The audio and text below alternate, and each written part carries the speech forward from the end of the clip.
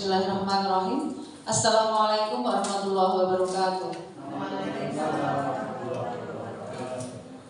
Yang kami hormati Bapak Kepala SMP Negeri 1 Kejawaran, yang kami hormati Bapak Ibu Guru serta karyawan SMP Negeri 1 Kejawaran, wabil khusus Bapak Ibu Guru kami yang hebat. Di sini ada Bapak Muhammad Frida Afghani SPD JAS, kemudian yang kedua ada Ibu Amanatul Homisah SPDI yang hari ini akan melaksanakan salah satu tugas pengimbasan atau diseminasi. Bapak Ibu, puji syukur kehadirat Allah Subhanahu wa Ta'ala atas limpahan nikmat kepada kita, sehingga pada pagi hari ini kita bisa berkumpul di sini untuk mengikuti kegiatan ini tanpa halangan apapun. Amin amin ya rabbal alamin. Kedua kalinya selawat serta salam selalu kita sanjungkan pada Nabi kita Muhammad Sallallahu Alaihi Wasallam yang tentu selalu kita tunggu sahabatnya yaumul kiamah. Amin Allahumma amin. Bapak Ibu yang kami hormati, di sini kami hanya ingin menghantarkan kegiatan pada pagi hari ini. Yang pertama yang ingin kami sampaikan adalah bahwa Bapak Frida dan Bu Amanatul hari ini akan melaksanakan salah satu dalam rangka memenuhi tugas sebagai calon guru penggerak angkatan 9, yaitu melaksanakan aksi nyata pengimbasan untuk materi disiplin positif. Nah, maka dari itu kami ucapkan yang pertama terima kasih sekali pada Bapak Ibu yang telah hadir di sini bersama kami untuk mengikuti kegiatan ini. Semoga kegiatan ini bisa berjalan dengan baik, lancar, dan tentu membawa manfaat.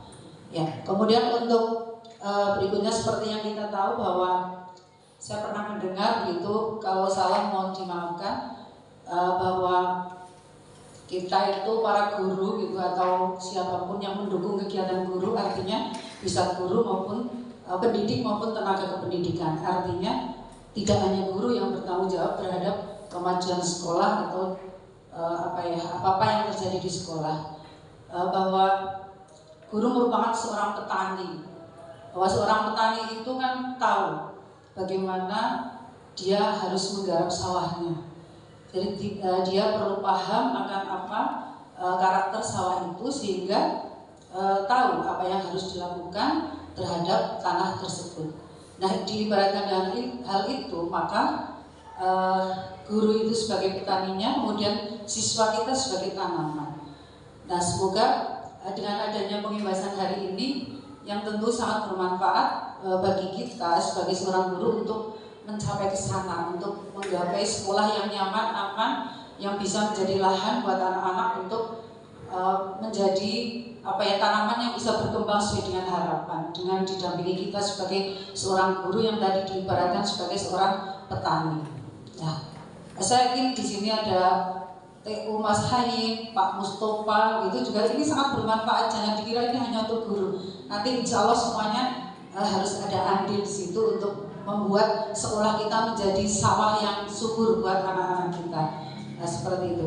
Kemudian Bapak Ibu, bahwa nanti akan disampaikan budaya positif. Budaya positif itu yang seperti apa nanti akan disampaikan panjang dan lebar oleh dua calon guru penggerak kita yang hebat ini. Di antaranya mungkin ada coaching gitu ya, segitiga restitusi dan lain-lain. Itu yang saya ingat itu. Ya, yang lain nanti disampaikan panjang sekali. Nah, demikian Bapak Ibu yang bisa kami sampaikan. Mohon maaf, pasti banyak salahnya. Sekali lagi mohon maaf yang sebesar-besarnya. Sehingga dengan mengucap Bismillahirrahmanirrahim, marilah kegiatan ini kita buka dengan membaca basmalah bersama. Bismillahirrahmanirrahim. Nah, untuk selanjutnya, sebelum kami undur diri, kami ucapkan selamat melaksanakan kegiatan untuk Bu Ama dan Pak Frida. Sepenuhnya waktu kami serahkan pada panjenengan berdua secukupnya. Kemudian jika ada mungkin ini disampaikan atau dialog dengan teman-teman, alhamdulillah bisa dilaksanakan, sehingga apa yang kita lakukan pagi hari ini tentu akan sangat bermanfaat buat kita pada umumnya di keluarga S2 Jawara ini. Demikian saja sebelum kami akhiri. Kami mohon maaf apabila dalam menghantarkan kegiatan ini banyak kekurangan. Astagfirullahaladzim, mohon izin. Assalamualaikum warahmatullahi wabarakatuh.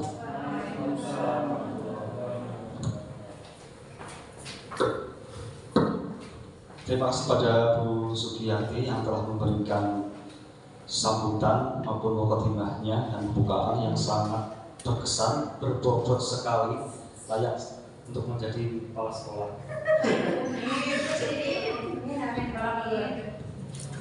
Monggo Bu Hesti, calon guru penggerak angkatan 12. Bismillahirrahmanirrahim. Assalamualaikum warahmatullahi wabarakatuh. Yang pertama adalah kita panjatkan rasa syukur kita kehadirat ilahi Allah Subhanahu wa taala yang melimpahkan nikmat serta karunia-Nya kepada kita semuanya, sehingga pada pagi siang hari ini kita bisa berkumpul bersama, kita bisa bersilaturahmi bersama, kita bisa belajar bersama dalam acara kami, saya dan Bu Amanatul, yaitu tentang diseminasi budaya positif. Salawat serta salam kita sanjungkan kepada Nabi Agung kita Muhammad Sallallahu Alaihi Wasallam. Bapak Ibu yang kami hormati, pada pagi siang hari ini kami dan Bu Amanatul izin untuk mempresentasikan diseminasi budaya positif yang telah kami susun dan kami rangkai. Tentunya budaya positif ini adalah Bapak Ibu sebenarnya sudah berpuluh-puluh tahun menjadi guru, tentunya sudah mengalami, sudah melaksanakan tentang budaya positif. Tapi mungkin istilahnya mungkin kurang tahu apa sebenarnya. Tapi sebenarnya Bapak Ibu itu sudah mengalami dan sudah menjalankan budaya positif tersebut. Semisal adalah kegiatan pagi, itu adalah budaya itu kebiasaan sehari-hari yang atau kebiasaan sehari-hari yang selalu dilaksanakan di SMP Negeri 1 Bejawaran. Contohnya yaitu budaya pagi, yaitu Pak Nur yaitu sholat duha, misalnya seperti itu. Kemudian ada budaya positif lagi yaitu 5S, sapa, senyum, sopan. Oh ya, itu Bapak Ibu lebih paham. Itu adalah sebagian dari budaya positif. Kemudian ya, jadi di sini keterangannya budaya positif adalah nilai-nilai atau kebiasaan-kebiasaan di sekolah yang berpihak pada peserta didik agar mereka dapat berkembang menjadi pribadi yang kritis, penuh hormat dan bertanggung jawab. Ada pengertian lain tentang budaya positif di sekolah, yaitu sistem nilai, kepercayaan dan norma yang diterima bersama dan dilaksanakan dengan penuh kesadaran sebagai perilaku alami. Budaya positif di sekolah dapat membantu siswa menjadi pintar secara akademis dan berkarakter unggul. Itulah pengertian dari budaya positif. Bapak Ibu yang kami hormati, bahagia hari ini akan lebih bahagia lagi bila hari ini biar tambah semangat membayangkan bahwasanya 3 menit saja, kayaknya tidak lebih dari 3 menit. Bayangkan bahwa Bapak Ibu sekarang akan menjadi penyanyi. Nah, seperti penyanyi, maka kita akan karaokean bareng-bareng yang lagunya itu tentunya tidak jauh dari Aku Cinta Indonesia dan Pelajar Pancasila. Monggo semuanya Bapak Ibu bisa berdiri, kita karaokean bareng karena di sini juga sudah ada slide-nya, tinggal kita nyanyi saja.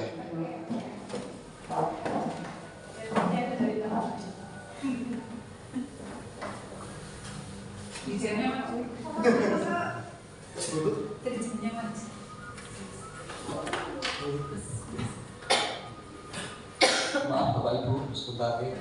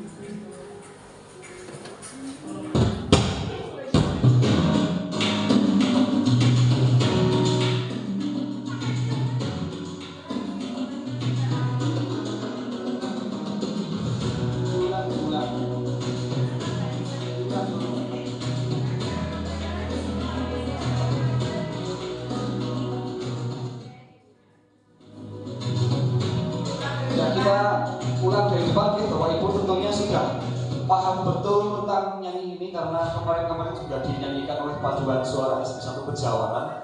Kita bersama-sama menyanyikan lagu ini.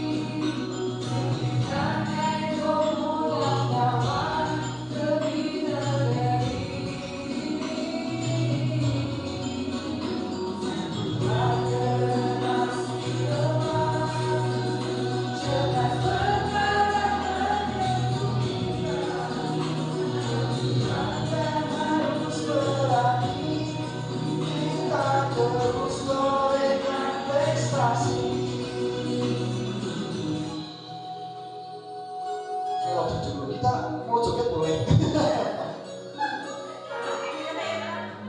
Ayo bahagia. Ya pun bahagia gak rasanya.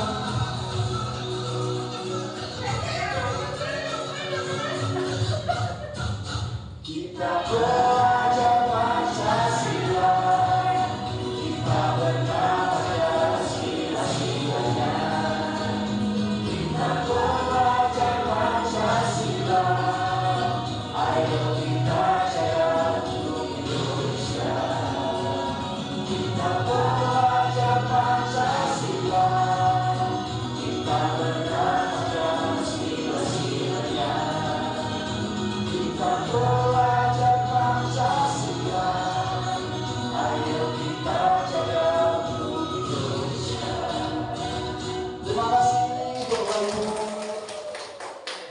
Bahagia nambah deh Bapak Ibu ya. Mau lagi? Nanti puisi Bu Ama.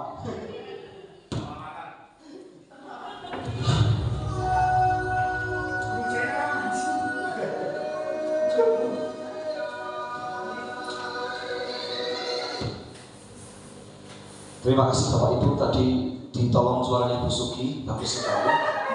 Dan Bu Hesti yang suaranya yang tidak tertolong.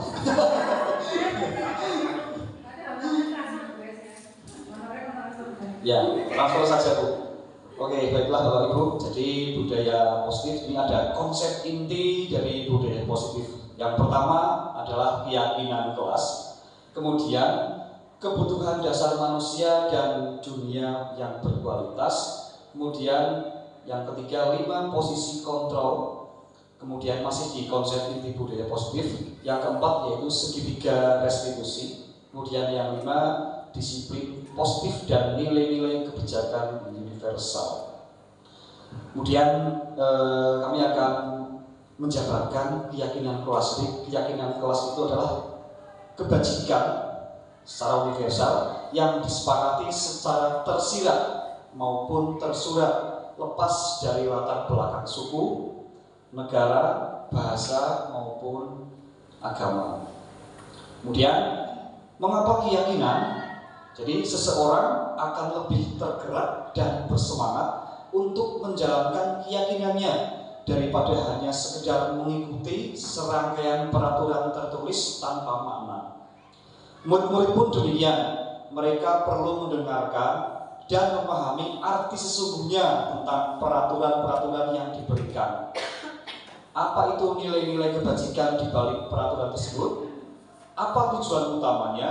Dan menjadi tidak tertarik atau takut sehingga hanya sekedar mengikuti serangkaian peraturan-peraturan yang mengatur mereka tanpa memahami tujuan mulianya. Jadi kesimpulannya adalah keyakinan itu beda dengan peraturan, ya Bapak Ibu.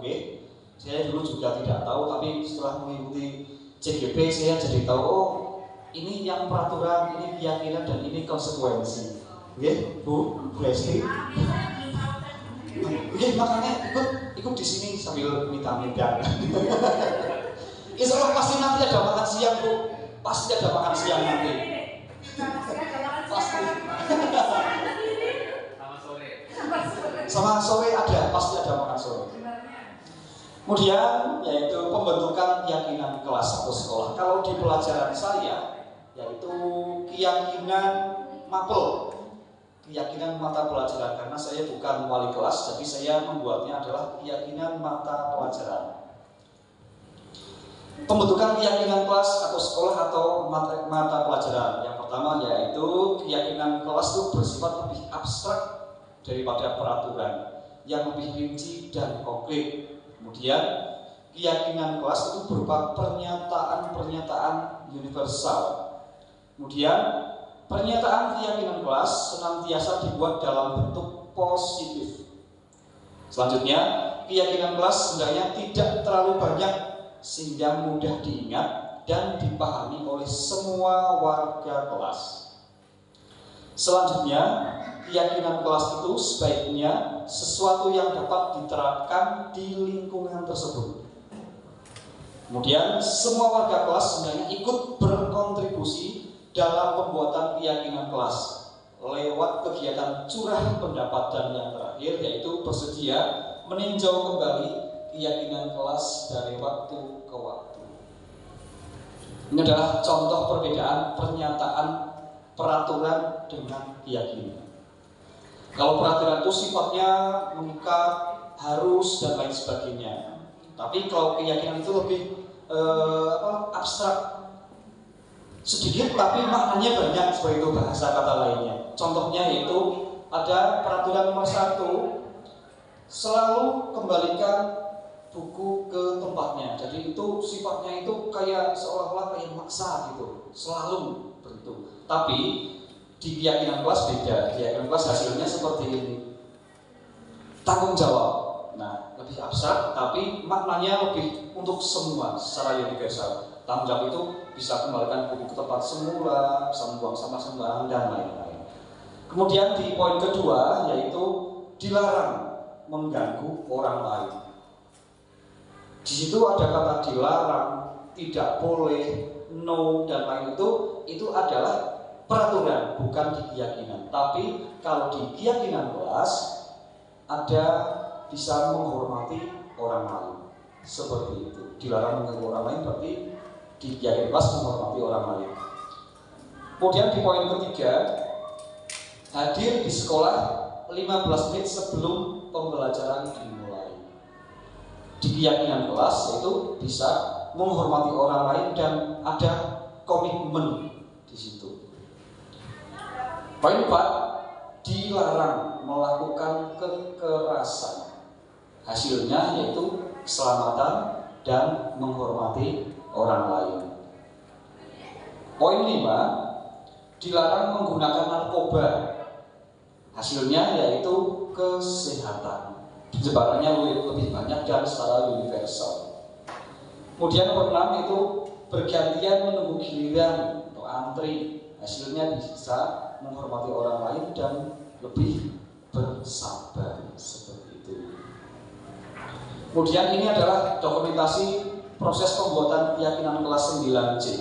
Karena saya guru bukan wali kelas, jadi saya tidak menempelkan hasil-hasil karya anak atau hasil keyakinan kelas yang ditempel di dalam kelas atau di dinding kelas, tapi mereka mencatat semuanya kesepakatannya. Nanti jelas kesepakatannya akan saya jelaskan. Dari setiap anak punya ide keyakinan kelas kue apa seperti itu. Banyak sekali anak-anak yang buat keyakinan kelas itu yang aneh-aneh. Contohnya boleh bermain HP. Kemudian boleh makan, boleh minum di dalam kelas, kemudian pokoknya sifatnya aneh-aneh sekali. Tapi dari keanehan tersebut, dari beberapa anak, misalnya satu kelas itu ada 28 anak, dihasilkan ada nanti sekitar 4 poin yang kita patoki atau sebagai patokan dari saya. Ini adalah dari keyakinan kelas 9C. Kemudian ini adalah dari kelas 9D. Seron. Ini kelas 9D. Jadi keyakinan kelas itu dibuat sebelum kita mulai proses pembelajaran biasanya di awal semester. Dan keyakinan kelas itu sifatnya fleksibel. Misalnya bisa dirubah. Oh, ini kayaknya sudah menjamur. Wis ora layak, bisa diganti dengan keyakinan kelas yang lain sesuai dengan kesepakatan kita semuanya. Masih di dokumentasi proses pembuatan keyakinan di kelas 9D. Dan hasil dari kesepakatan kelas yang pertama adalah disiplin. Dari 28 siswa dan saya sendiri berarti 29, dihasilkan 4 poin, yaitu disiplin, tanggung jawab, menghargai, dan kerjasama. Penjabarannya yaitu disiplin, hadir tepat waktu, dan mengenakan seragam olahraga. Kemudian yang 2, tanggung jawab, merapikan dan mengembalikan alat olahraga ke tempat atau gudang olahraga. Kemudian yang 3, menghargai, sopan santun, saling menghormati teman, dan berempati. Kemudian yang terakhir adalah kerjasama, bisa bekerjasama dalam tim dan berkontribusi aktif dalam kegiatan olahraga. Jadi tidak pasif. Pokoknya maksud pemanasan ya ikut pemanasan, meskipun kadang ada anak yang belum makan, umpet, yang penting izin dulu. Harus ada kesepakatan kelas, harus izin dulu. Pak, saya mohon maaf, saya tidak pakai seragam olahraga atau bagaimana, atau Pak, saya izin perut saya sakit, saya tidak ikut untuk kegiatan olahraga, silahkan, yang penting harus ada tembung. Jangan asal pokoknya asal itulah ya. Carpe diem ya, bahasanya adalah carpe diem, tidak boleh seperti itu. Kemudian ini adalah contoh pembuatan keyakinan kelas Bu Amanatul. Keren sekali.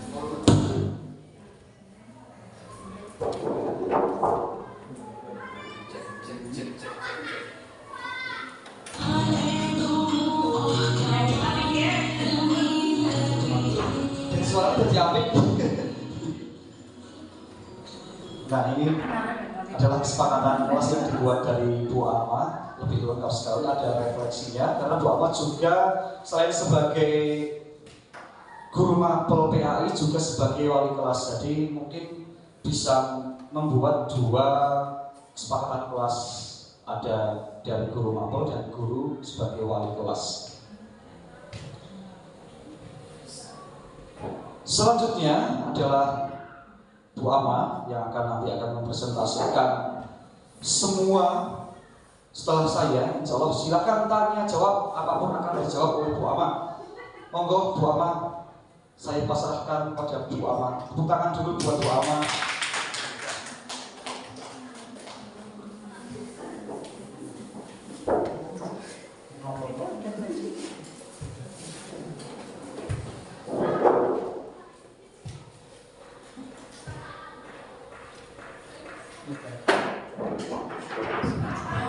Bismillahirrahmanirrahim. Assalamualaikum warahmatullahi wabarakatuh. Yang kami hormati Bapak Kepala Sekolah dan Bapak Ibu guru hebat, serta Pak Frida selaku rekan saya, calon CGP Angkatan 11. Masih semangat Bapak Ibu? Masih. Baiklah, terima kasih. Tadi Bu Suki selaku WKS Wakil Kepala Sekolah SMP Negeri 1 Kejawaran sudah mengantarkan kami untuk melakukan yaitu desiminasi budaya positif. Tadi yang pertama sudah disampaikan Pak Frida, bagus sekali, yaitu tentang keyakinan kelas atau keyakinan mata pelajaran. Nah, tentunya Bapak Ibu sebetulnya kemarin pada awal pembelajaran tahun ajaran baru sudah membuat keyakinan kelas atau kesepakatan kelas baik mata pelajaran maupun Bapak Ibu semua yang menjadi wali kelas, nggih? Apakah Bapak Ibu di sini sudah menerapkan keyakinan kelas sesuai yang disampaikan oleh Bapak Frida? Sudah? Oh iya, bagus sekali Bu Wiwi. Kalau wali kelas sudah, tetapi untuk mapel ada yang sudah, ada yang belum. Nah, diharapkan setelah ini ya ada imbasnya untuk Bapak Ibu mengaplikasikan keyakinan kelas seperti apa untuk murid-murid kita agar memiliki karakter yang hebat. Ya, Bapak Ibu. Untuk selanjutnya yaitu tentang kebutuhan disiplin positif yang kedua, yaitu kebutuhan dasar manusia dan dunia berkualitas. Ya. Untuk itu silahkan Bapak Ibu nanti saged presani video yang akan kita putar. Ya, mohon dicermati dan kita pahami bersama.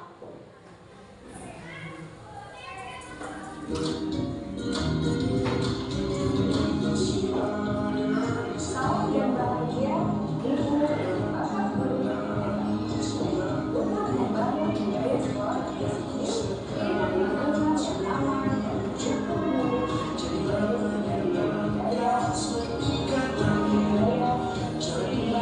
dan bahagia. Salah satu upaya yang dapat dilakukan oleh guru adalah memahami kebutuhan dasar yang mendasari perilaku murid. Pada video kali ini kita akan membahas tentang 5 kebutuhan dasar manusia.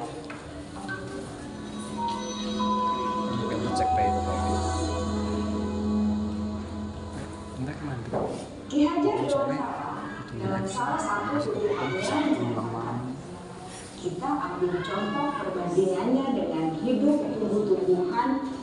Seorang petani dalam hakikatnya sama kewajibannya dengan seorang pendidik yang menanam padi misalnya. Dia dapat memperbaiki kondisi tanah, memelihara tanaman padi, memberi pupuk dan air, membasmi ulat-ulat atau jamur-jamur yang mengganggu hidup tanaman padi, dan lain sebagainya.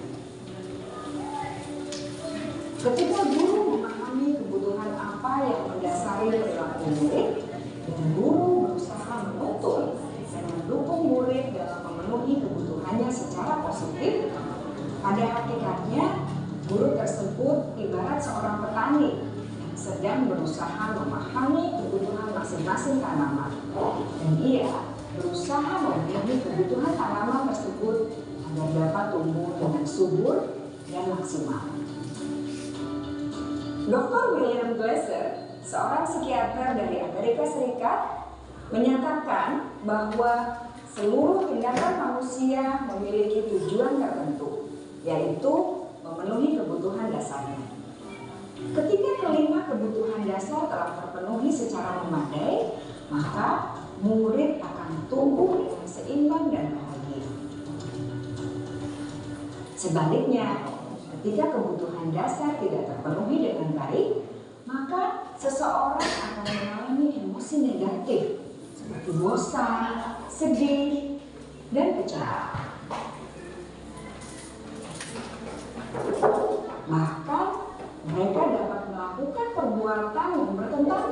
dengan peraturan. Dengan kata lain, perilaku buruk seseorang biasanya adalah respons dari kebutuhan yang tidak terpenuhi. Namun, mereka tidak tahu cara untuk menyampaikannya. Ada 5 kebutuhan dasar manusia menurut Dr. William Glasser, yaitu yang pertama, kebutuhan untuk bertahan hidup atau survival. Yang kedua, kebutuhan untuk merasa diterima atau love and belonging. Yang ketiga, kebutuhan akan kebebasan atau freedom. Yang keempat, kebutuhan akan kesenangan atau fun. Dan yang kelima, kebutuhan akan penguasaan atau power.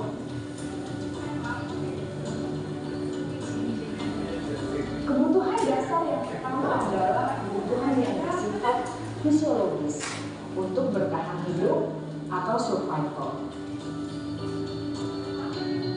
Misalnya, kesehatan, rumah, dan makanan.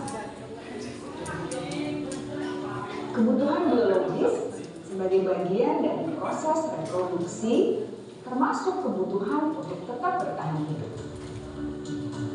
Kebutuhan untuk merasa aman juga termasuk dalam kebutuhan ini.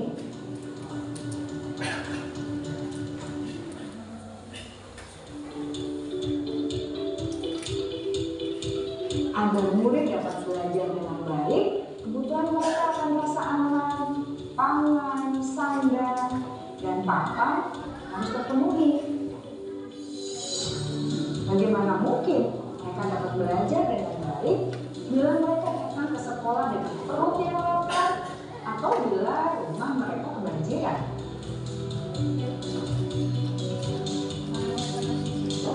Setelah kita mengetahui kebutuhan pertama yang sebagian besar bersifat fisiologis, mari kita lihat kebutuhan kedua sampai kelima yang semuanya berhubungan dengan psikologis. Mari kita lihat kebutuhan yang kedua, yaitu kebutuhan akan perasaan diterima oleh kelompok atau komunitasnya atau kebutuhan love and belonging. Kebutuhan ini meliputi keinginan untuk tetap terhubung dengan orang lain seperti teman, keluarga, teman kerja, dan kelompok di mana kita tergabung. Setiap murid ingin menjadi bagian yang berharga dari kelas dan juga sekolah. Mereka juga ingin diterima oleh orang lain dan kelompoknya. Bahkan, murid yang terlihat paling kuat pun jauh di dasar hatinya pasti ingin merasa diterima. Sebagai guru, seharusnya kita dapat menerima murid kita apa adanya, sesuai dengan kodratnya. Karena setiap murid adalah unik. Mereka memiliki kekuatannya masing-masing, sehingga guru seharusnya bisa menciptakan kesempatan untuk murid kolaborasi dan memiliki ikatan emosi satu sama lain. Murid-murid yang memiliki kebutuhan yang besar untuk merasa diterima, biasanya mereka belajar karena suka pada gurunya. Mereka juga suka bekerja dalam kelompok. Kebutuhan yang ketiga adalah kebutuhan akan kebebasan atau kebutuhan membuat pilihan. Murid harus diberi kesempatan untuk membuat pilihan yang bertanggung jawab atas pilihan yang mereka telah ambil. Memberi mereka kebebasan bukan berarti membiarkan mereka melakukan apa saja yang mereka mau, melainkan lebih memberi mereka kesempatan untuk membuat pilihan, menyuarakan pendapat mereka dengan percaya diri, dan memberi mereka kesempatan untuk mencoba hal-hal yang baru. Pembelajaran dengan metode yang beragam dan menarik juga akan memenuhi Pembelajaran berdiferensiasi di mana guru menyediakan beberapa jenis tugas yang bisa dipilih oleh murid sesuai minat mereka sangat baik untuk mengembangkan murid menjadi lebih mandiri dan memiliki motivasi internal. Karena kebutuhan akan kebebasan pada dasarnya adalah kebutuhan untuk mandiri, memiliki otonomi, memiliki pilihan, dan mampu mengendalikan arah hidupnya sendiri.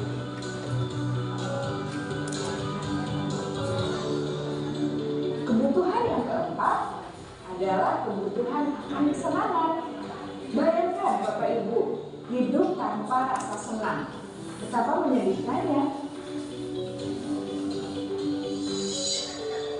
Glaser menghubungkan kebutuhan akan kesenangan dengan belajar. Jangan sepelekan kebutuhan murid untuk merasa senang di kelas. Sebagai guru, jangan ragu-ragu untuk dengan sengaja memasukkan kegiatan yang menyenangkan dalam kelas. Murid-murid dengan kebutuhan dasar kesenangan yang tinggi ingin menikmati apa yang mereka lakukan. Mereka juga konsentrasi tinggi saat mengerjakan hal-hal yang disenangi.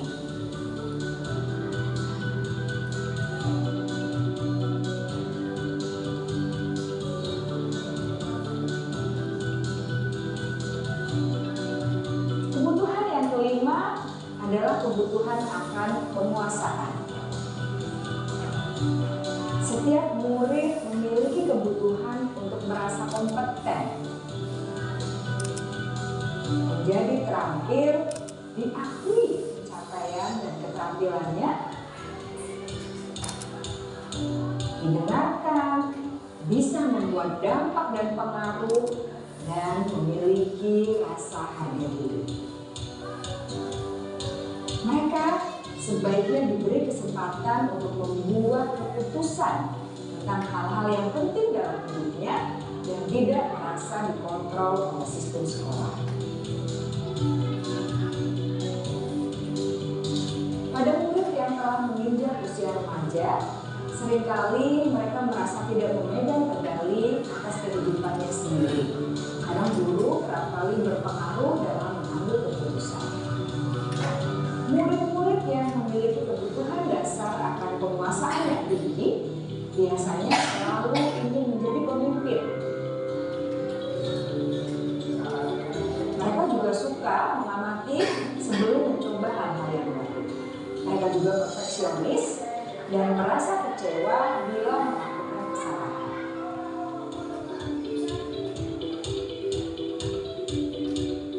Ibu dan Bapak guru sangatlah penting bagi kita untuk mengetahui kebutuhan dasar murid-murid agar kita memahami alasan dibalik sikap dan tingkah laku mereka.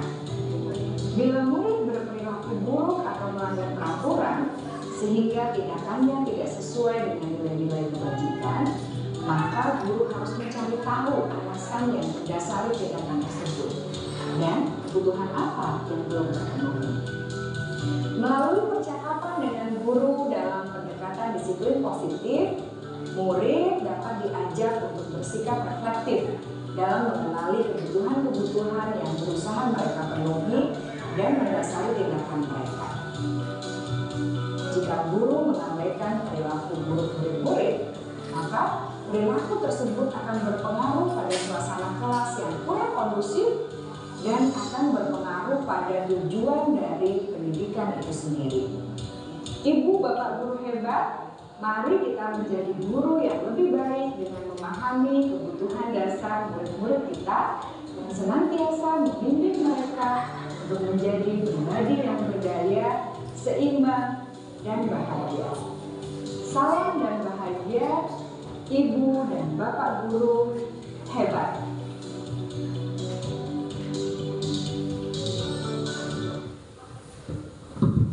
Ya, demikian tadi video tentang 5 kebutuhan dasar manusia. Di sini dapat disimpulkan bahwa kebutuhan dasar hidup manusia itu terbagi atas 2 hal. Yang pertama adalah kebutuhan fisiologis dan yang kedua kebutuhan psikologis. Yang mana menurut Ki Hajar Dewantara bahwa seorang guru itu layaknya seorang petani ya Bapak Ibu, yang mana di situ kita menanam benih-benih padi, kemudian merawatnya hingga menunainya. Demikian juga kita berlaku kepada peserta didik kita, bagaimana menanamkan hal-hal positif atau hal-hal kebaikan kepada peserta didik kita, dibimbing, diarahkan menuju hal yang baik. Di sini ada 5 kebutuhan dasar manusia, yaitu yang pertama kebutuhan penguasaan, kebutuhan kebebasan, kebutuhan kesenangan, kebutuhan kasih sayang dan rasa diterima. Yang mana apabila 5 kebutuhan dasar manusia itu tidak terpenuhi, maka akan terjadi hal-hal yang tidak kita inginkan. Untuk itu peran kita sebagai guru, mari kita refleksikan bersama, kita evaluasi bersama, sudah memenuhi kebutuhan dasar dari kelima apa yang dibutuhkan peserta didik kita atau belum. Selanjutnya, agar dunia berkualitas, tentunya dari 5 kebutuhan dasar itu kita sebagai pendidik harus memenuhinya. Tentunya tidak hanya peran kita sebagai guru, tetapi juga peran orang tua, peran masyarakat, lingkungan harus selalu untuk mendukung dan bekerja sama. Bapak Ibu, tentunya tadi apa yang disampaikan oleh saya dan video yang ditampilkan sudah agak memahami apa dereng? Sampun nggih. Selanjutnya mungkin ini saya lihat Bapak Ibu pusing sekali ya dengan apa yang saya sampaikan. Untuk itu mari kita ice breaking sebentar. Mari. Nanti di situ ada petunjuknya. Kita akan tebak warna Bapak Ibu, nggih. Boleh berdiri, kalau capek duduk boleh berdiri, atau duduk saja tidak masalah. Silakan nanti Bapak Ibu bisa lihat petunjuk yang ada di layar, oke? Nah, di sini nanti tebak warna, jangan fokus pada tulisan, tetapi fokus pada warna. Siap? Kita hitung 3, 2, 1, fokus pada warna. Biru, putih,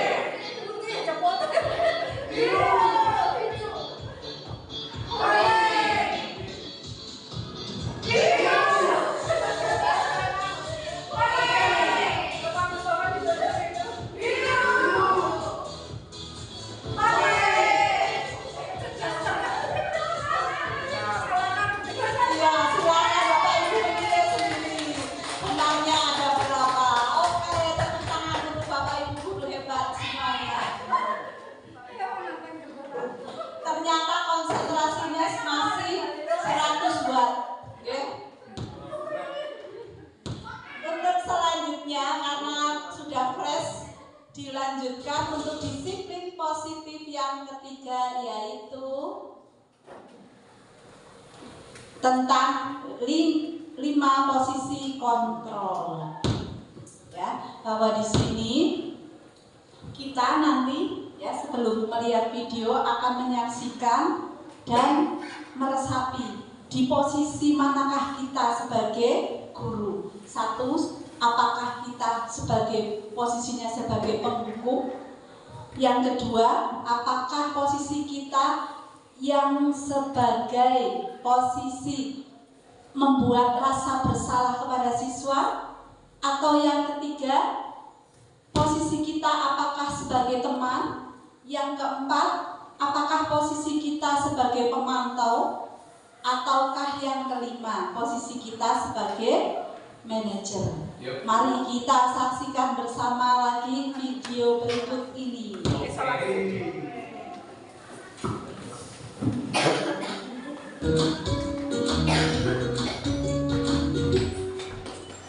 Salam bahagia Ibu dan Bapak Guru hebat. Dalam penerapan disiplin positif restitusi, salah satu program yang dikembangkan adalah 5 posisi kontrol. 5 posisi kontrol dalam restitusi adalah proses perjalanan seorang pendidik agar dapat mengenali dirinya. Pada video kali ini, kita akan membahas tentang 5 posisi kontrol yang dikembangkan oleh Diane Dawson dan contoh penerapannya.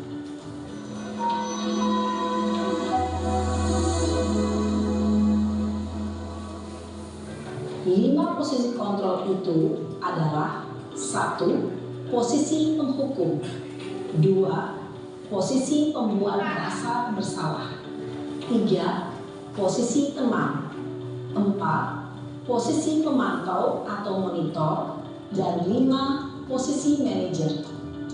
Untuk lebih memahami kelima posisi tersebut, mari kita saksikan kasus Naren yang terlambat hadir 20 menit di sekolah dan melihat bagaimana kelima posisi kontrol dalam menghadapi masalah tersebut.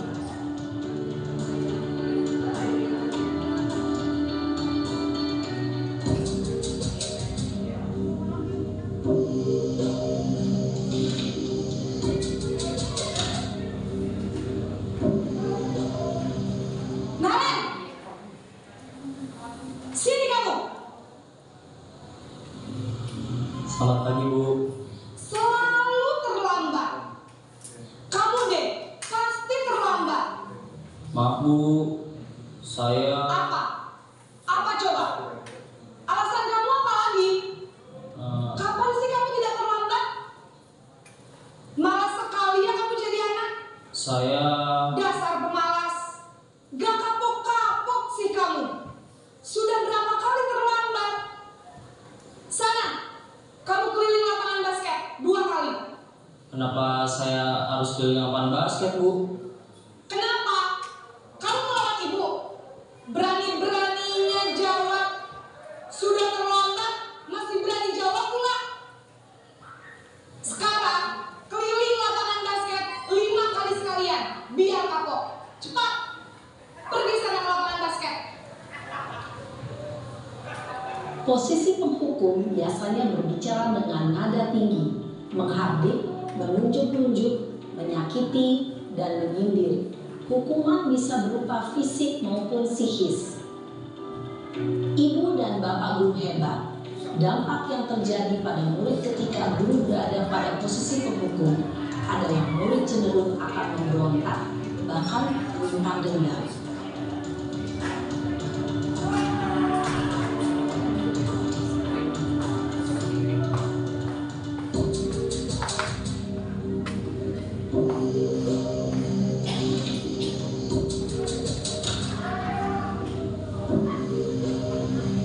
Naren,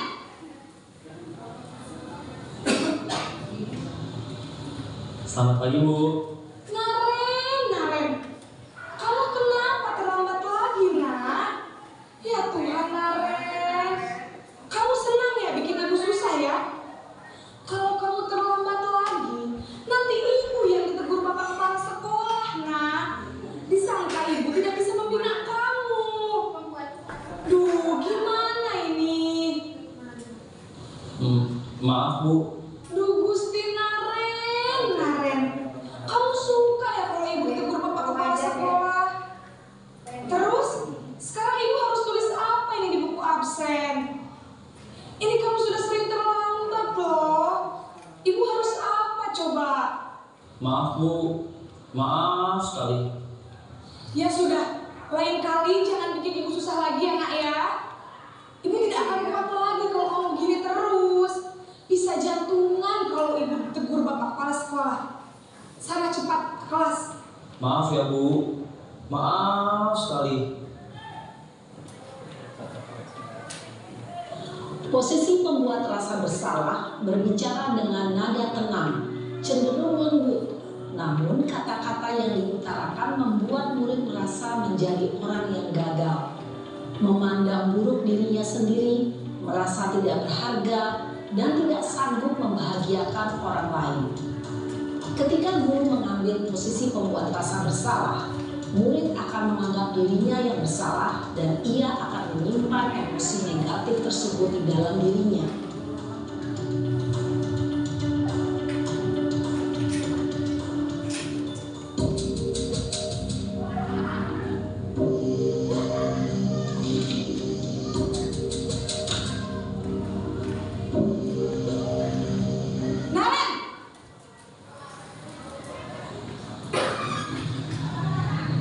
Selamat pagi. Wah, sudah jam berapa ini nak? Terlambat lagi ya sayang.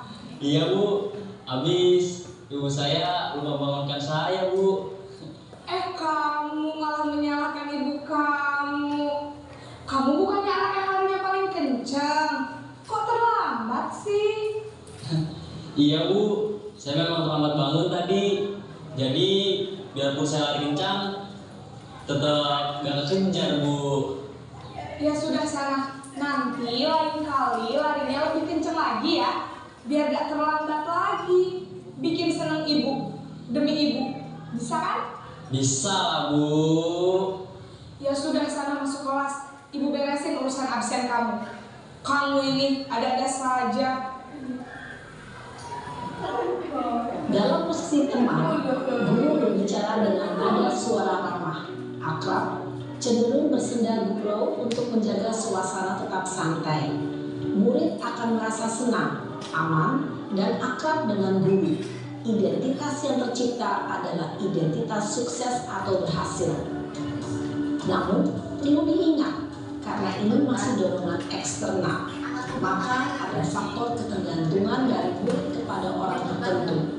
Di sini, guru absennya, sehingga di lain waktu, murid bisa berperilaku baik, namun hanya kepada orang-orang tertentu saja.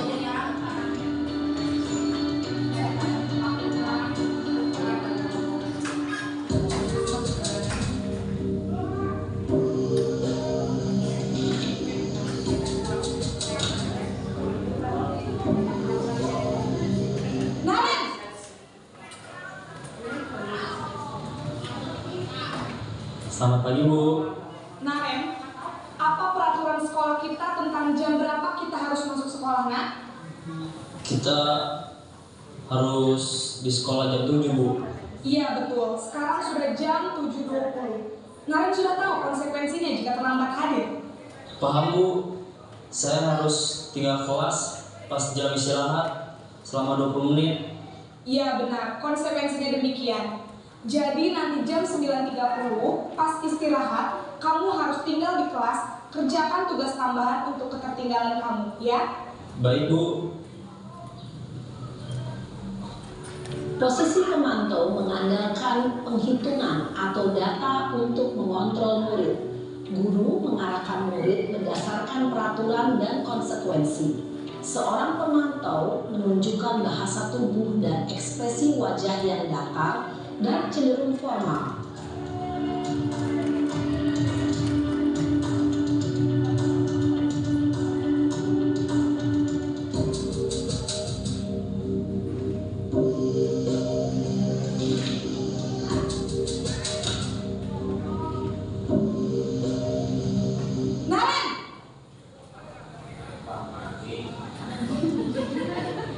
Selamat pagi Bu.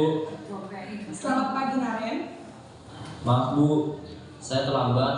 Iya, sekolah masuknya jam 7, sekarang sudah jam 7.20.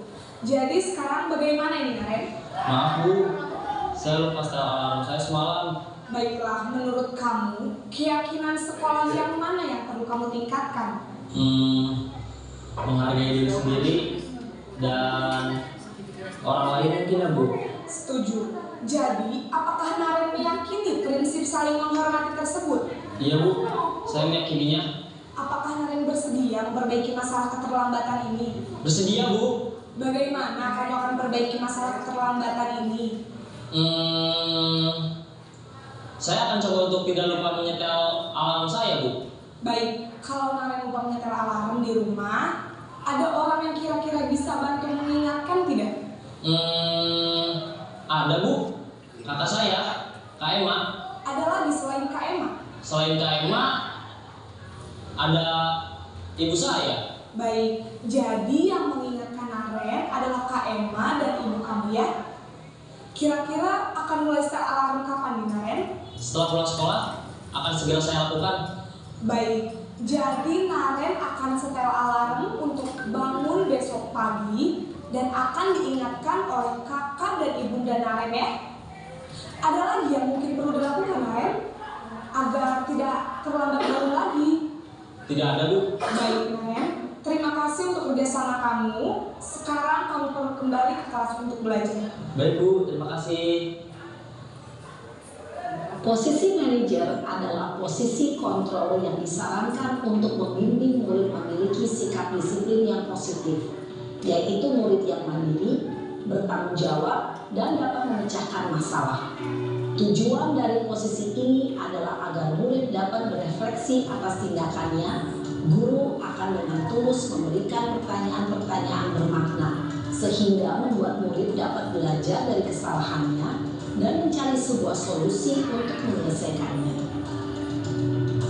Ibu dan Bapak guru hebat, setelah mengamati adegan kelima posisi kontrol tadi, kira-kira posisi mana yang paling ideal? Posisi mana yang dapat menunjang motivasi intrinsik murid? Ya, tentu posisi manajer. Posisi ini memang posisi ideal yang ingin dituju setiap pendidik. Pada posisi inilah, guru dapat menerapkan disiplin positif yang berpihak pada murid, yang memerdekakan murid. Perjalanan seorang pendidik tentunya tidak mudah untuk sampai pada posisi seorang manajer. Namun, tujuan kita pasti, yaitu menciptakan murid-murid yang mandiri, merdeka, dan bertanggung jawab.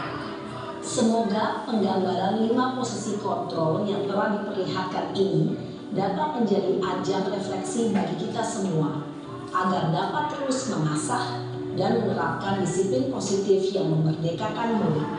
Mari terus berlatih dan bersemangat. Selamat menerapkan. Salam dan bahagia Ibu dan Bapak guru hebat.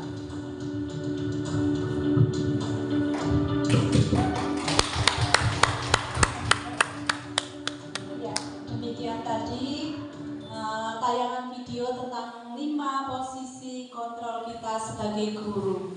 Untuk itu, saya mau meminta Bapak Ibu guru di sini siapa yang masa kerjanya sudah yang paling lama? Pak Edi ya? Pak Edi, posisi kontrol apa yang sudah Pak Edi alami selama menjadi guru kurang lebih 58 tahun ya Pak Edi? Monggo Pak Edi. Kita nampak kelas kembali.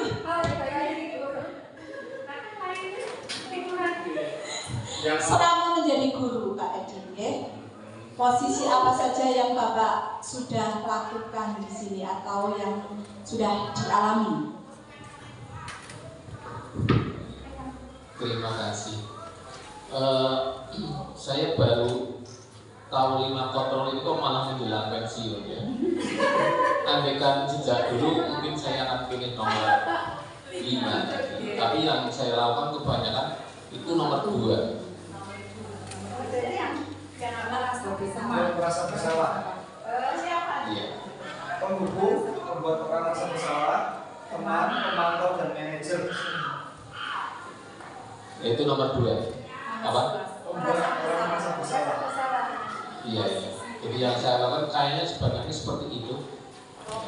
Andaikan saya tahu seperti ini sih ya saya berlatih dari 5 itu dan yang paling baik.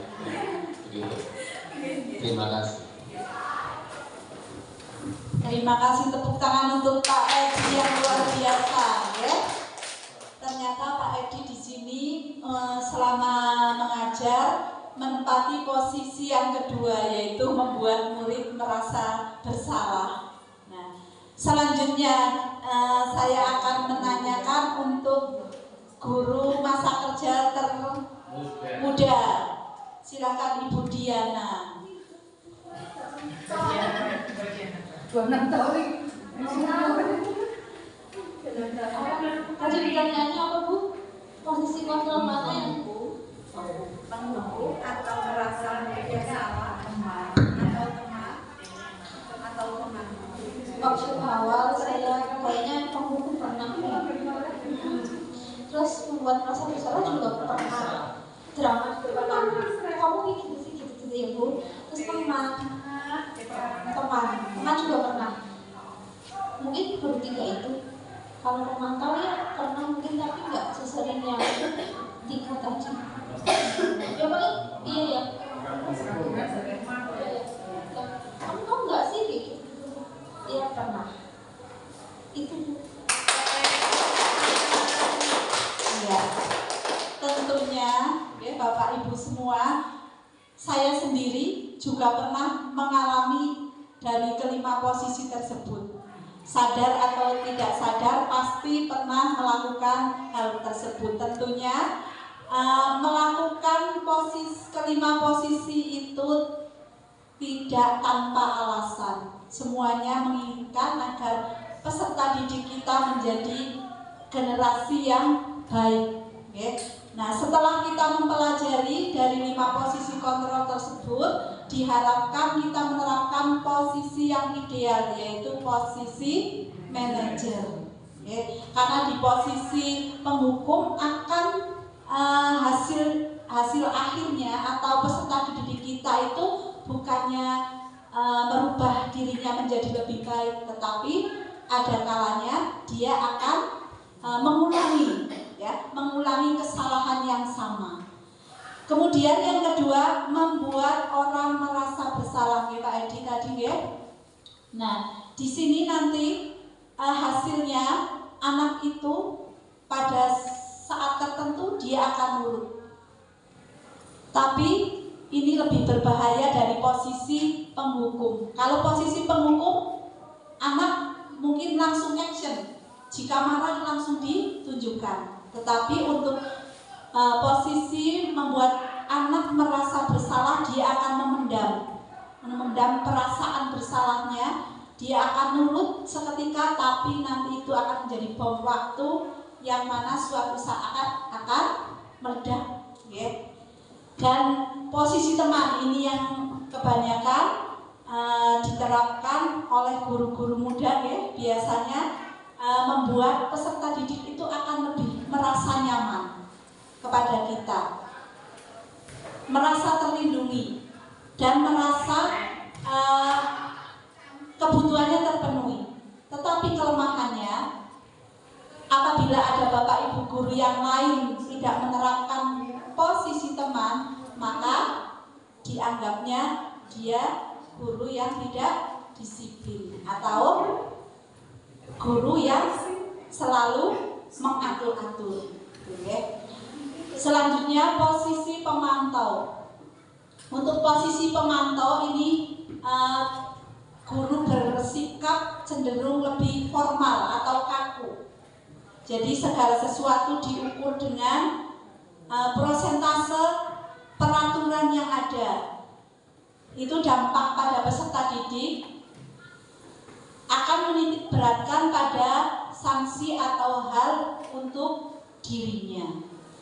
Nah, ini yang ideal sekali kita bersama setelah menyaksikan video tadi, diharapkan kita menjadi guru dalam posisi manajer yang mana mengajukan pertanyaan-pertanyaan kepada peserta didik kita, apa alasannya sehingga melakukan hal yang tidak baik, kemudian kita gali apa penyebabnya dan berusaha mencari solusi bersama untuk kemajuan atau sikap yang Kemudian untuk 5 posisi kontrol dari disiplin positif. Untuk selanjutnya disiplin positif yang keempat yaitu segitiga restitusi. Ini menarik sekali. Di sini ada Bu Izaz ya selaku guru BK. Mari kita belajar bersama apa itu tentang segitiga restitusi, yaitu suatu proses dialog yang dijalankan oleh guru atau orang tua agar dapat menghasilkan murid yang mandiri dan bertanggung jawab. Jadi di sini ada ikatan antara kedekatan antara guru dengan siswa ataupun dapat dilakukan juga kita sebagai orang tua menerapkan beberapa tahapan segitiga restitusi. Tuh ya. Yang pertama, tahapan yang pertama yaitu kita melakukan menstabilkan identitas. Apa yang kita lakukan?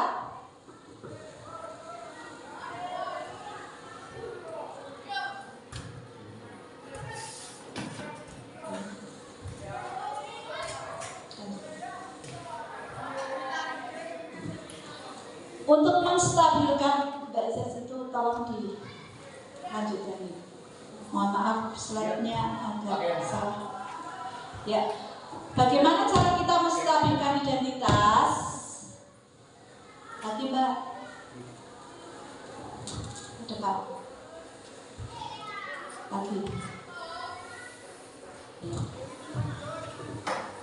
Yaitu berdasarkan prinsip membuat kesalahan adalah bagian dari proses pembelajaran.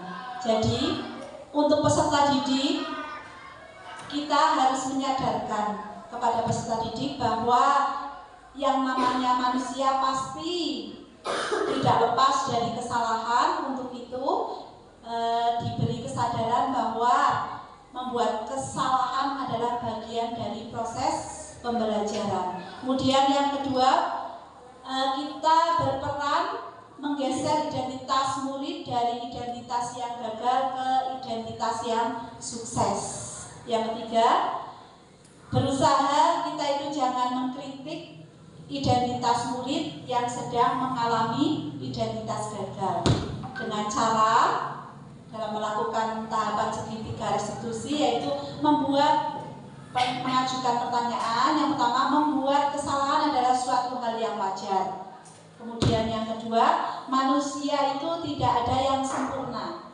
Yang ketiga, kita bisa memperbaiki masalah ini. Yang keempat, fokus memperbaiki kesalahan, bukan fokus kepada masalahnya. Selanjutnya yang kelima, pertanyaannya yaitu apakah saat ini kamu menjadi orang yang baik untuk dirimu sendiri? Untuk tahapan yang kedua, memvalidasi tindakan yang salah. Sebelumnya. Ya.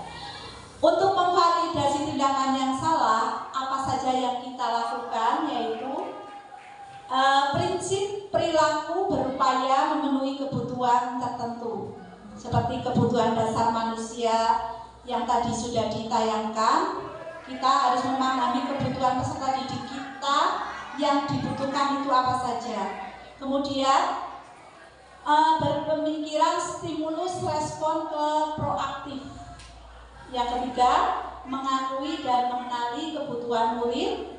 Yang keempat, tidak menghakimi atau memojokkan murid. Pertanyaan apa saja di tahapan validasi tindakan kepada peserta didik? Yang pertama, kamu bisa saja berbuat lebih gegabah, tapi tentunya kamu memiliki prinsip atau memiliki alasan mengapa melakukan hal tersebut. Yang ketiga, kamu melakukan karena mempertahankan sesuatu yang penting di diri kamu. Selanjutnya yang keempat, mempelajari perilaku yang efektif. Tahapan segitiga restitusi yang terakhir yaitu menanyakan keyakinan. Jadi keyakinan yang tadi sudah kita buat, kita sepakati, kita ingatkan kembali kepada peserta didik dengan cara memotivasi secara intrinsik kepada peserta didik. Yang kedua, yaitu perilaku telah divalidasi dan identitas telah sukses dan stabil. Kemudian murid di situ artinya sudah siap untuk mengaitkan keyakinan dengan tindakan yang salah. Pertanyaan apa yang diajukan? Yaitu kita ingatkan lagi kesepakatan kelas atau kesepakatan mata pelajaran apa yang sudah kita yakini. Kemudian yang kedua, nilai apa yang kita telah sepakati. Yang ketiga, kelas yang ideal menurut kamu bagaimana. Yang terakhir, setelah menjawab idealnya kelas kita, kemudian apa yang diinginkan untuk di masa yang akan datang. Di sini akan saya tampilkan contoh segitiga restitusi yang sudah saya lakukan di kelas.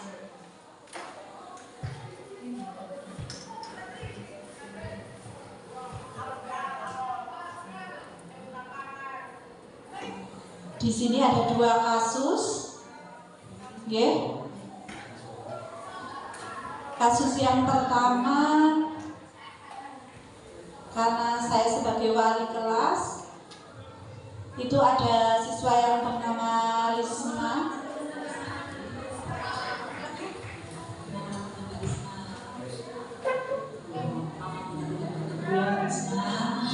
Ya begini Mbak Lisma, kemarin kan dulu datang ke kelas kita kelas C itu anak-anak kepala itu kan Mbak Lisma iya. Nah Mbak Lisma berdasarkan laporan dari teman satu kelas dan guru yang dulu presensi, kelihatannya Mbak Lisma jarang sekali masuk kelas. Sama pertanyaannya bisa dijelaskan mungkin alasan apa yang membuat Mbak Lisma bolos? Ya betul, saya sekolah, tapi saya bolos lagi karena alasannya oh seperti itu ya, berarti bukan karena ada masalah dengan teman atau keluarga ya Mbak Risma. Mbak Risma seperti itu. Untuk rasa malas untuk semua orang pasti mengalami, dan itu hal yang wajar. Guru pun terkadang ada rasa malas untuk mengajarkannya. Ya, guru sangat menghargai perilakunya Mbak Risma karena belum sampai melakukan hal-hal yang lebih dari itu. Semisal Mbak Risma pengen keluar dari sekolah atau tidak mau ke sekolah. Berdasarkan apa Mbak Risma yang sering bolos itu, kira-kira sesuai tidak dengan keyakinan kelas kita? Ya. Terus kira-kira keyakinan kelas kita apa yang Mbak Risma sudah langgar? Terus keyakinan tersebut penting tidak untuk kita? Jika itu dirasa penting untuk kedepannya agar Mbak Risma tidak bolos lagi, apa kira-kira yang akan dilakukan Mbak Risma? semangat untuk sekolah. Kalau saya sakit atau ada keinginan, nggak usah izin. Ya, betul sekali. Nah, semoga Mbak Risma untuk kedepannya ya lebih semangat lagi dalam belajar dan semangat lagi berangkat ke sekolah ya, dan itu dijadikan sebagai pembelajaran yang baik. Tetap semangat ya Mbak Risma. Terima kasih. Assalamualaikum.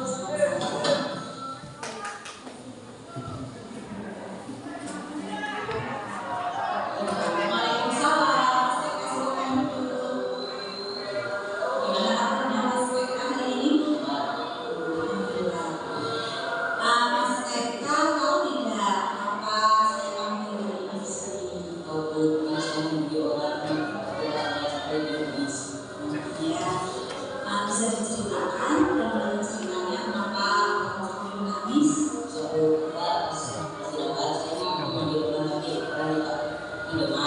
Terus tidak sengaja saya mengambil orang bernama Erina. Bersama Mas ya. Mas Eka dan teman-teman, memang kadang kita tanpa sengaja menyinggung perasaan teman kita, padahal bukan kita. Jadi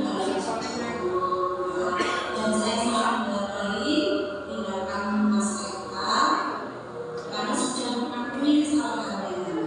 Ya. Nah sekarang menurut Mas Eka tindakan Mas Eka kemarin sudah sesuai belum dengan kesepakatan tersebut? Kira-kira kesepakatan Mas Eka awalnya bagaimana? Kira-kira nampak dan memberikan. Menurut Mas Eka mungkin tidak yang bisa ini. Kalau terbukti untuk depannya Mas Eka mau melakukan apa agar tidak memberi maaf? Saya akan berikan percaya ketika menyinggung perasaan orang. Baiklah. Nah untuk yang Mas Eka semoga kejadian ini bisa dimaafkan. Tidak sampai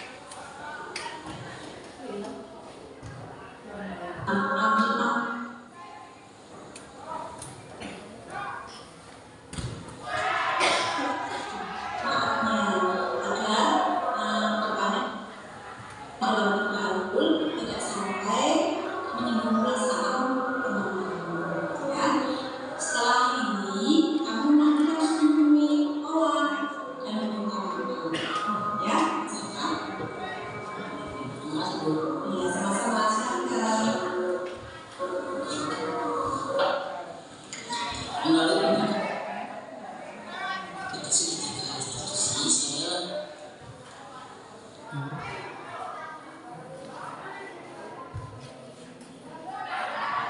Yang masih namanya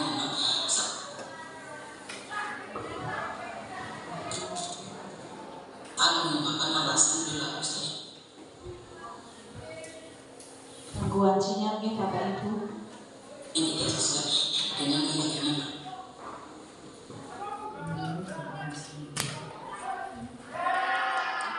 Mas, terus saya boleh memberikan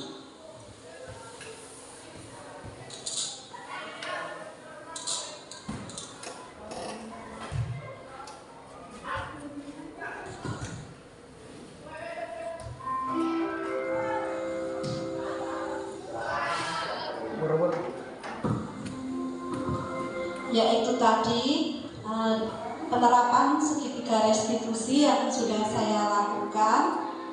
Nanti dilanjutkan praktek segitiga restitusi yang sudah dilakukan oleh Bapak Frida. Oke, silakan Bapak Ibu sambil disambi, monggo snacknya biar tidak ngantuk. Ini kita saksikan penerapan segitiga restitusi yang dilakukan oleh Bapak Frida yang luar biasa sekali.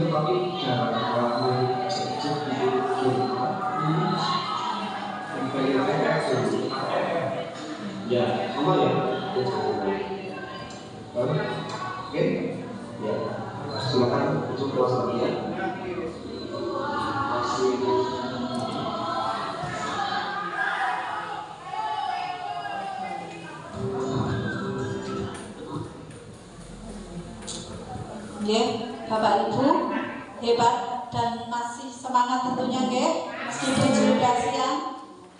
Itu tadi penerapan segitiga restitusi yang saya sudah lakukan bersama Pak Frida.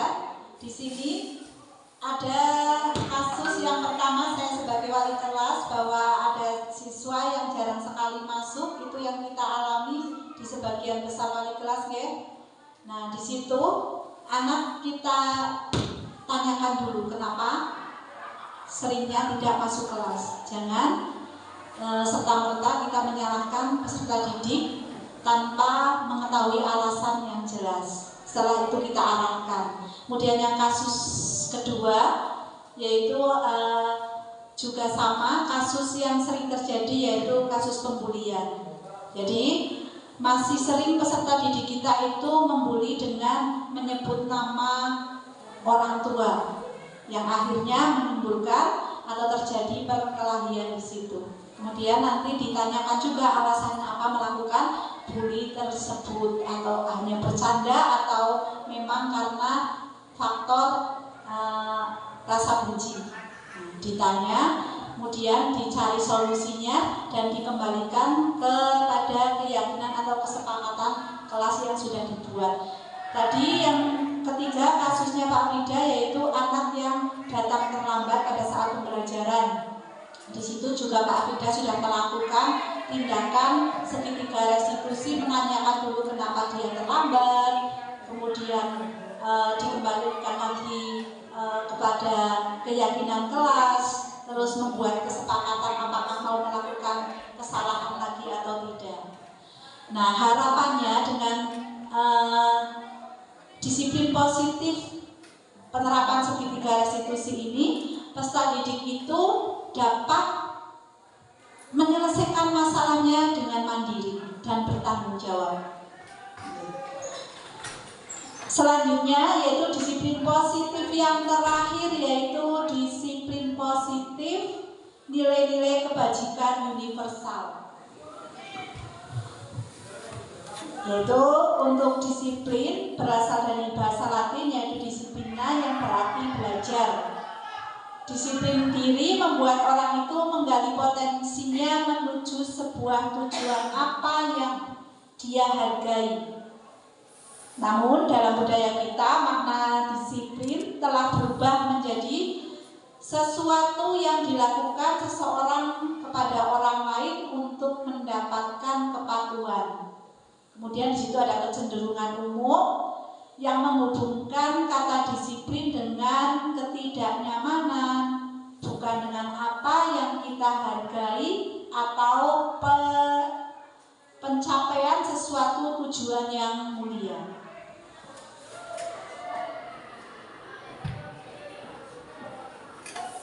Untuk nilai-nilai kebajikan universal, yaitu di sini ada nilai kebajikan universal adalah sifat positif manusia yang merupakan tujuan yang mulia yang ingin dicapai setiap individu.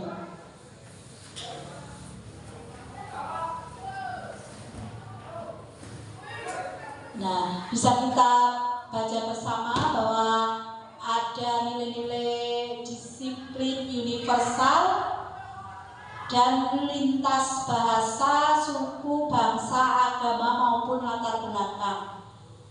Di sini bahwa yang pertama, setiap perilaku atau perbuatan memiliki suatu tujuan. Itu menurut Dr. William Glasser pada teori kontrol.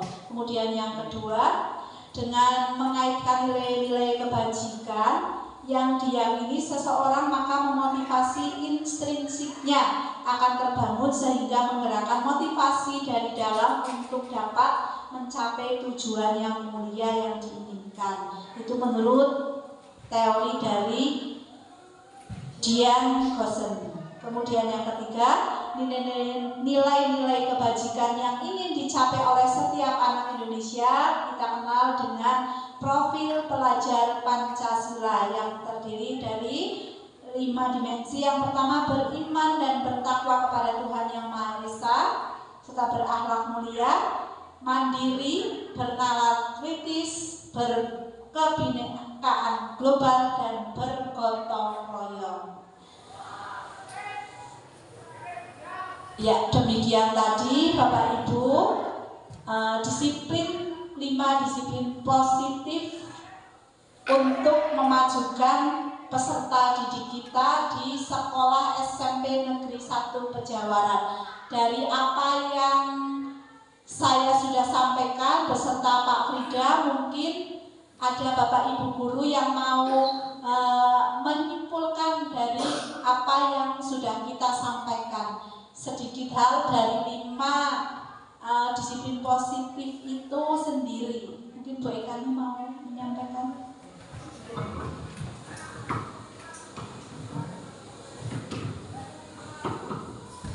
Assalamualaikum warahmatullahi wabarakatuh.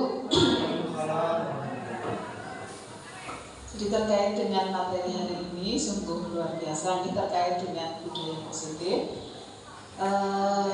Dari yang saya tangkap dari awal bahwa budaya positif itu memang sebenarnya sudah kita terapkan, dari dulu dan mungkin untuk sekarang lebih ditingkatkan lagi. Kemudian yang pertama kita dengan implementasi hal baru apa yang mengubah paradigma saya. hal baru yang mengubah paradigma salah satunya kaitannya dengan tadi, kaitannya dengan posisi kontrol. Ya, posisi kontrol, saya menyadari bahwa selama ini saya sebagai guru untuk posisi kontrol masih perlu diperbaiki. Mungkin untuk sampai tahap yang manajer ya, nah itu memang harus dipelajari karena memang yang saya terapkan belum sepenuhnya. Kemudian yang kedua, perasaan apa yang muncul. Jadi perasaan yang muncul di sini adalah kaitannya dengan bagaimana kita bersama-sama di sekolah untuk bersinergi bersama untuk memunculkan kegiatan atau pembiasaan positif yang meningkatkan karakter profil pelajar Pancasila kepada peserta didik. Kemudian apa lagi ya? Restitusi juga ya. Untuk kegiatan restitusi, segitiga restitusi di sini juga tadi kan diharapkan anak sadar sendiri ya, memiliki kesadaran untuk memperbaiki. Nah itu mungkin juga yang perlu dipelajari karena memang sulit untuk memunculkan sendiri anak. Jadi kita mungkin harus membimbing, harus terus membimbing biar anak menyadari perilakunya untuk menuju ke arah yang lebih baik. Mungkin seperti itu Bu Amma. Terima kasih. Terima kasih, kita beri aplaus untuk Bu Retani yang luar biasa. Ya, di sini berarti dapat kita simpulkan bahwa kita sebagai pendidik diharapkan dari materi-materi yang sudah disampaikan dapat menerapkan dari kelima disiplin positif tersebut untuk kemajuan sekolah kita yang menghasilkan generasi bangsa yang memiliki karakter profil pelajar Pancasila. Bapak Ibu semua, sebelum saya akhiri untuk kegiatan ini, saya memiliki pantun. Belum. Ke pasar membeli babat, lilin, dan jeruk nipis. Bapak guru hebat, mari kita terapkan disiplin positif. Demikian tadi serangkaian kegiatan. Saya ucapkan banyak terima kasih untuk Bapak Ibu guru yang hebat yang senantiasa mendukung kami dalam mengikuti program calon guru penggerak angkatan 11, dan semoga yang belum mengikuti nanti di angkatan 12 segera mengikuti sehingga sekolah kita menjadi guru atau sekolah penggerak. Terima kasih atas perhatiannya. Dan mohon maaf apabila dalam penyampaian saya dan Pak Frida banyak kekurangan. Untuk itu saya ucapkan mohon maaf dan banyak terima kasih. Saya akhiri billahi taufiq wal hidayah.